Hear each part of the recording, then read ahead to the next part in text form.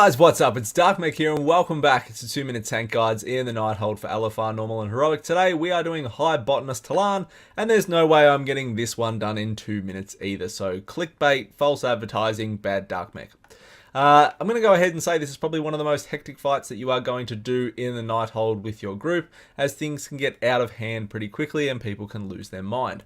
So starting off, it's a 2-tank fight as always, and both tanks are going to operate off the same taunt swap mechanics for the entire encounter through all 3 phases, and that is 7 stacks of recursive strikes. So whoever starts off tanking, when they get to 7 stacks, you are going to taunt the boss, and you are going to trade this for the entirety of the fight. Now, an easy way to do this is to mark High Botanist with a skull straight off the bat, and the reason being is as you go through the phases, there is going to be more adds that spawn from the boss sort of thing, and the boss is actually going to change its name. This way you can always just taunt swap on the skull, but that is entirely up to you. You want to make sure that you are using active mitigation because this boss hits really fucking hard too, especially when you enter phase 3.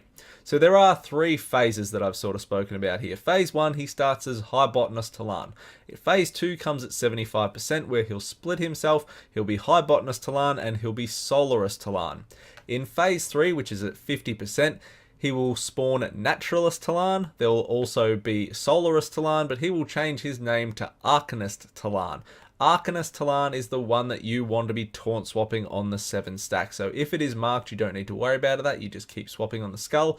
Otherwise, Arcanist Tel'arn is the one that will be applying the 7 stack debuff that you want to be taunt swapping on.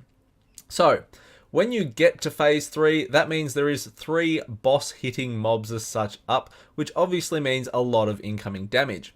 What you want to do is you want to be taunt swapping obviously on the skull or on Arcanist Tel'arn on those 7 stacks.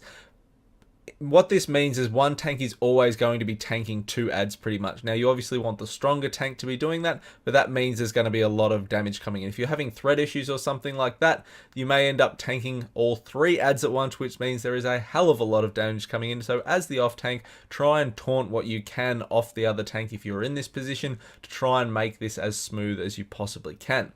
Now there's going to be 3 markers generally set up for this fight, or there's going to be 3 spots where plasma spheres spawn. They always spawn in the exact same location, so whether your group puts marks up for them or you just know, whatever. As the tank, you're going to stay positioned around one of these plasma sphere locations. Generally, it is the top one where you originally sort of taunt him from and start the encounter from, and you're going to hang around this plasma sphere location. When you have to move and things like that, you always reset to this plasma sphere location. It just makes the fight easier. Generally, your range are going to be standing on one of the other 2, and they're going to be moving side to side across the arena and keeping that middle area free. So, Botanist's abilities. He's going to do a thing called Solar Collapse, where there'll be gold swirlies on the outside. They'll start as a big circle with gaps in them, and they'll move closer and closer and closer until there's no gap and it explodes in the middle. What you want to do is when you see Solar Collapse come up, have a look where it is. If it's in melee, you want to move out through one of these gaps before it gets too small and you get hit. Pretty simple. His other big movement ability is called Controlled Chaos, which is purple shit that goes on the ground in a circle, and it expands out 3 times, getting bigger, bigger, bigger.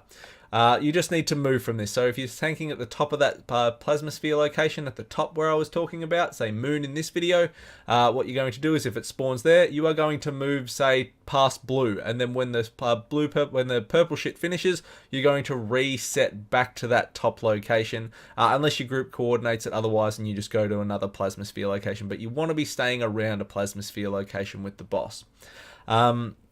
As I said, it does help to mark Botanist. I find that makes it a lot easier, but otherwise in phase 3 you're taunt swapping off Arcanist. The other last 2 things to be aware of, guys, is there'll be Grace of Natures, which are green pools of healing circle shit that go on the ground. You obviously want to move the boss away from that and not be standing the bosses in that. And the other one is there'll be little green spores, toxic spores around. Make sure that you move these away from your raid and your DPS and you don't run through them yourself unless you're popping a cooldown to run through them and get rid of them or whatever you're doing. So that is pretty much it, guys. If you have any questions, please hit me up. As I said, it is a little bit convoluted, but basically you just want to swap on 7 stacks for the entire fight and use a fucking arseload of active mitigation. Any questions, please do hit me up. Otherwise, like, comment, subscribe, and I'll see you all next time. See you guys.